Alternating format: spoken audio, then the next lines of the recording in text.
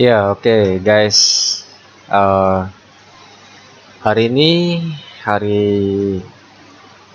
Senin, tanggal 15 Agustus, sekitar jam setengah 7 ya. Saya akan kembali membahas saham. Yang akan saya bahas hari ini adalah SMDR atau Samudra Indonesia. Oke, jadi sekedar informasi bahwa SMDR ini adalah salah satu emiten yang sempat saya pernah pegang ya ketika dia booming, eh, sekitar di bulan Mei ya. Nah, ini di sini nih.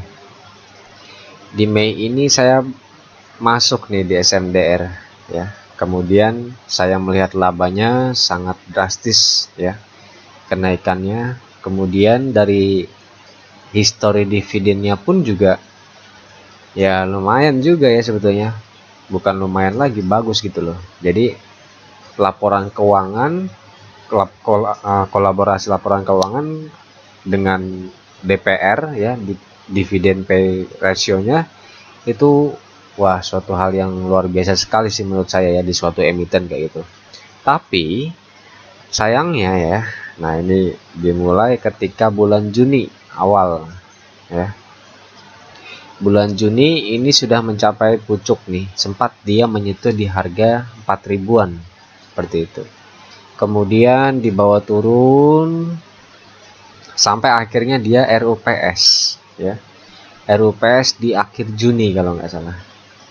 Nah itu saya sempat nggak pantau tuh hasil RUPS-nya.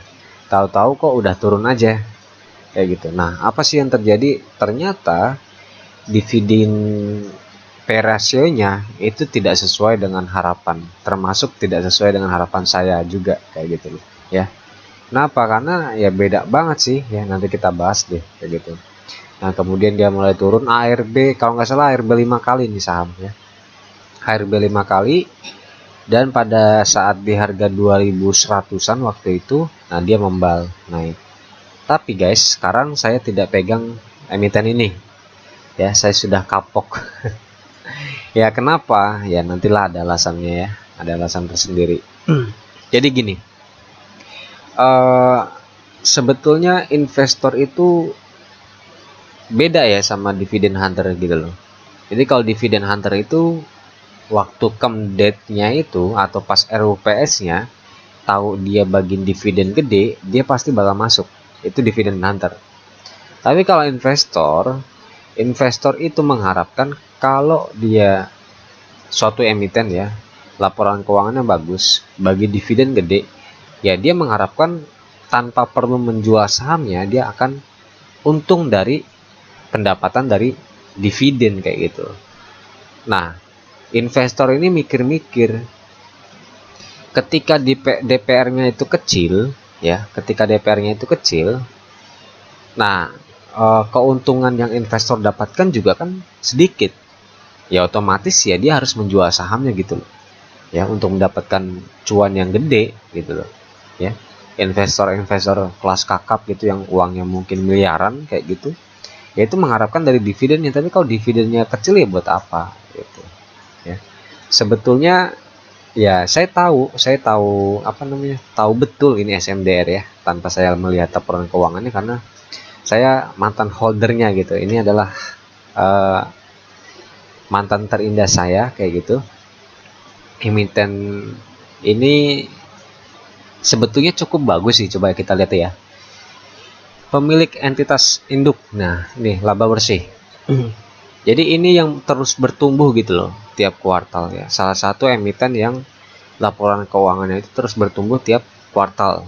Ya kita mulai nih kenaikannya itu di kuartal 1 2021. Waktu itu sebesar 100 miliar. Kemudian turun dikit ya. Nih ke 150 miliar.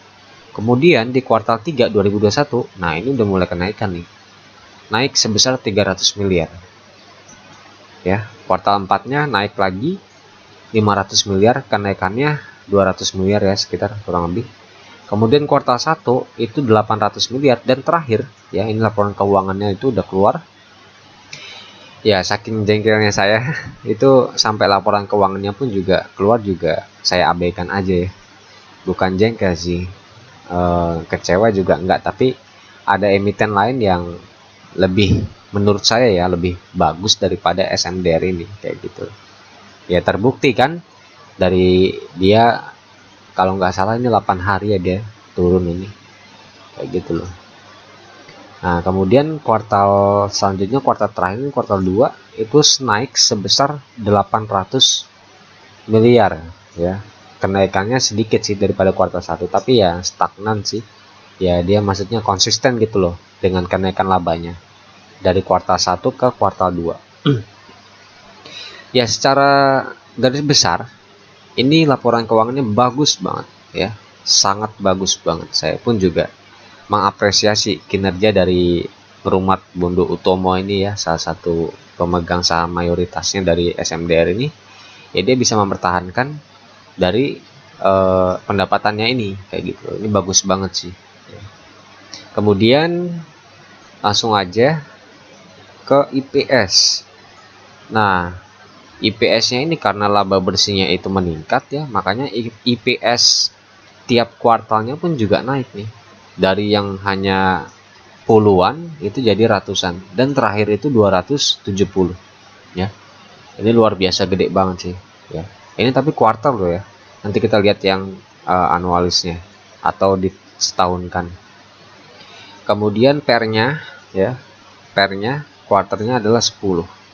Oke, ini bagus ya, kurang dari 15. Ya no problem sih untuk masalah-masalah ini. Oke, kemudian ROE. Nah, ROE ini 16 berarti kali 2 32%. Nah, ini bagus banget ya. Jarang ada perusahaan yang ROE-nya itu lebih dari 20%. Kalau ini kan 16 32 kan. Nah, itu bagus banget. Lebih dari 30% itu udah istimewa bagi saya. Seperti itu loh. Ya. Jadi secara fundamental laporan keuangannya itu menurut saya bagus banget. Tapi ada satu hal yang bikin investor itu ya juga mager-mageran sebetulnya investasi di sini kayak gitu. Nah, apa itu? Ya kita lihat dari key statnya. Nah, kita lihat IPS dulu deh. IPS tahunannya itu naik ya. Kalau nggak salah kalau tahun lalu, coba saya cek RTI ya. Kalau tahun lalu itu dia punya IPS tahunan itu di 2021 ya, tutup tahun 2021 itu sebesar 400 per share-nya atau per lembar saham. Kemudian cuman 2 kuartal aja di tahun 2022 itu naik gede sebesar 1053. Ini kenaikan yang sangat luar biasa ya. Menurut saya di suatu emiten ini jarang banget ini. Kenaikannya 600 per lembar saham ya. Gede banget ini. Oke, dari IPS sih nggak ada masalah. Kemudian ini net income-nya ya. Labanya, nah ini terus bertumbuh nih. Anualisnya aja sudah sampai 3 triliun dari tahun 2021 yang hanya 1 triliun gitu loh. Jadi kenaikannya kurang lebih 2 triliunan ya. Ini luar biasa banget sih. Oke, kita lihat dividen. Nah, ini dia dividen. Ya. Jadi waktu itu dia membagikan dividen sebesar 50 perak per share-nya atau per lembar saham. Ya. Nah, dengan DPR-nya sebesar, oh ini udah di ini ya, dengan apa namanya, TTM-nya. Jadi waktu itu cuma 50 perak itu di DPR sekitar 12 persenan, 11 sampai 12 persenan kayak gitu loh DPR-nya ya. DPR-nya 12%. Kemudian kalau nggak salah dia bagiin dividen 2 kali ya. Bagiin dividen 2 kali, yang pertama itu 50 perak, yang kedua juga 50 perak. Jadi totalnya 100 ya. Dengan DPR-nya itu total semuanya adalah 24% kayak gitu loh. Nah, ini jauh dari perkiraan saya. Kenapa? Karena SMDR ini ya, kalau saya lihat di histori dividennya itu selalu membagikan DPR yang lebih besar dari inilah intinya ya. Pernah dia juga membagikan 50 ke atas, bahkan 50%-an ke atas seperti itu. Kemudian walaupun dia EPS-nya minus aja dia tetap membagikan dividen ke investor ya. Jadi ini saya bukan dividen hunter ya. Jadi tolong bedakan. Jadi gini, kenapa sih kita harus cari emiten yang laporan keuangannya bagus plus nggak pelit bagiin dividen, minimal 50-50 lah gitu. Kenapa? Karena gini, kita kan investor, kita tidak kerja di dalamnya kayak gitu loh ya. Yang hanya kita lakukan adalah kita ngemodalin ini perusahaan ya. Nah terus return yang kita dapatkan apa ketika kita sudah ngemodalin perusahaan itu, returnnya apa tanpa harus menjual sahamnya ya. Sama aja kalau kita jual beli ya sama kayak trader dong ya. Nah itu loh. Jadi kemudian yang kedua, kalau kita milih emiten yang laporan keuangannya bagus dan tidak pelit bagi dividen ya gini, konsepnya adalah harga saham itu cenderung naik ya atau turun itu pas di momen tertentu. Momen apa itu? Ya momen ketika laporan keuangannya itu keluar ya tiap kuartal, dan juga ketika dia RUPS kayak gitu, dan kemudian satu lagi gitu. Kalau dia tidak bagi dividen, momentum untuk dia naik ya itu ya hilang satu gitu. Kita cuma dapat capital gain aja. Kalau kita cuma dapat capital gainnya aja ya kita harus menjual sahamnya dulu biar kita dapat untung kayak gitu loh ya. Tapi tanpa harus menjual sahamnya ya ketika ini dividennya ya minimal 50-50 lah ya. Jadi 50. Jadi gini, dividen itu untuk membuktikan seberapa fair perusahaan terhadap pemegang sahamnya kayak gitu ya. Nah minimal 50-50 untuk pemegang saham, 50 untuk ekspansi, setidaknya begitu. Tapi juga saya kembali lagi, saya tidak bisa tidak bisa memaksa perusahaan untuk membagikan DPR ya, dividen sesuai dengan DPR yang saya mau kayak gitu. Karena kita sekali lagi kita ini pemegang sahamnya ya, pemegang saham minoritas. Saya datang di RUPS misalnya, tapi kan saya tidak bisa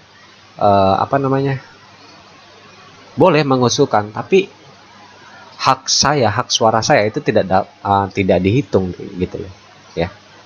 Jadi tidak masuk dalam hitungan. Karena apa? Persentase masyarakat kan pastinya kurang dari 50% ya, seperti itu loh. Jadi saya juga tidak bisa memaksakan. Mungkin ada pertimbangan-pertimbangan sehingga manajemen tidak membagikan dividen yang biasanya gede gitu loh. Ini kan yang membagikan dividen tapi cuman DPR-nya itu 24% dengan dividen yield. Nah ini dividen yieldnya 3%-an ya. Kalau saya udah melihat begini ya mendingan saya nabung di reksadana. Kenapa? Ya karena reksadana itu maksimal returnnya adalah 4%-an maksimal loh itu. Tapi ada untungnya. Kalau di pasar saham kan naik turun nih. Tapi kalau reksadana kan enggak ya. Risikonya lebih kecil. Kemudian dividennya pun juga lebih besar lagi. Nah, itu loh. Jadi kenapa sih kita enggak nyari capital gain-nya aja? Kenapa dia harus membagikan dividen kayak gitu ya? Ya karena kita investor. Kita punya hak di situ. Ketika dia mendapatkan laba ya kita juga punya hak untuk kecipratan juga gitu ya. Nah itu menurut pribadi saya sih. Mungkin dari teman-teman ada yang tidak sesuai dengan gaya investasi saya ya nggak masalah ya, nggak masalah kayak gitu. Nah maka dari situ ya saya cepat-cepat cabut kemarin dari SMDR ini seperti itu ya. Sebetulnya dari laporan keuangannya pun juga bagus sih, nggak ada masalah. Cuman pembagian dividennya aja yang mungkin investor juga mikir 2 kali seperti itu. Kan investor sekali lagi ya pengennya itu tidak tanpa harus menjual sahamnya, ya dia dapat cuan dari dividen tiap tahun itu. Lebih bagus lagi kalau 2 kali setahun kayak gitu. Nah makanya dari penjualan ini saya diversifikasi waktu itu ke saham batubara banyak banget. Ya. Dan sekarang saya mendapatkan untung juga yang lebih cepat daripada SMDR ini. Kayak gitu. Nah, kemudian ya itu sih ya, sekedar sharing. Untuk SMDR ini pernah saya jadi holdernya dan saya tahu betul dalamannya kayak gimana. Karena biasanya ketika saya masuk di suatu emiten ya untuk investasi, itu biasanya saya lihat dulu dalamannya, kemudian historinya seperti apa sih ya, bagus nggak untuk jangka panjang. Oke, mungkin ini aja ya. Nah, yang kedua kita lihat dari segi teknikal. Nah, itu dari segi fundamental sih, laporan keuangannya tiap kuartal itu naik gede, sangat signifikan sekali. Tapi satu hal yang menurut saya itu penting juga, yaitu dividen ya. Jadi bukan berarti saya dividen hunter ya. Saya masuk di SMDR itu tidak pas di Kemdet atau pas di URUPS, tapi sebelum itu kayak gitu loh.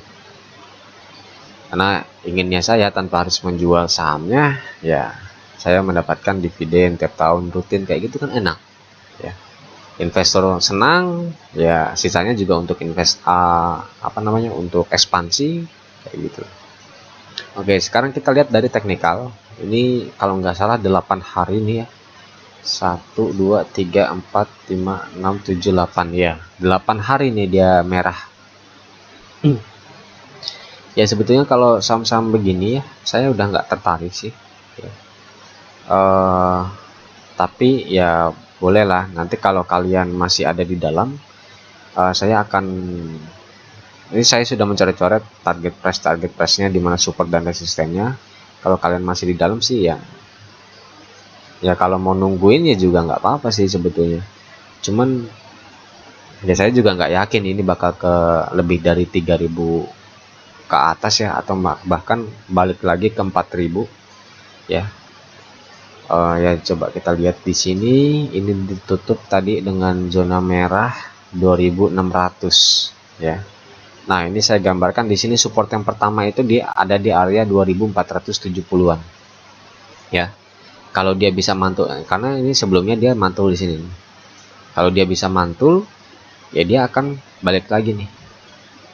Ini kemungkinan akan balik ya ke 2900-an kayak gitu. Tapi kalau dia jebol ke bawah, kayaknya bakal membentuk head and shoulder sih ya. Nah, tapi ya ini saya gambarkan ya, pokoknya ini kalian bisa nanti kalau yang masih hot ini ya mau average down ya silahkan ya. Saya gambarkan ini support yang pertama itu di 2470, kemudian support yang kedua itu ada di area 2180-an ya. Kayak gitu. Kemudian entah nih bakal ke bawah atau enggak. Kalau target selanjutnya sih kalau dia bakal ke bawah lagi ya di sini. Oh sorry, bukan ini. Bentar.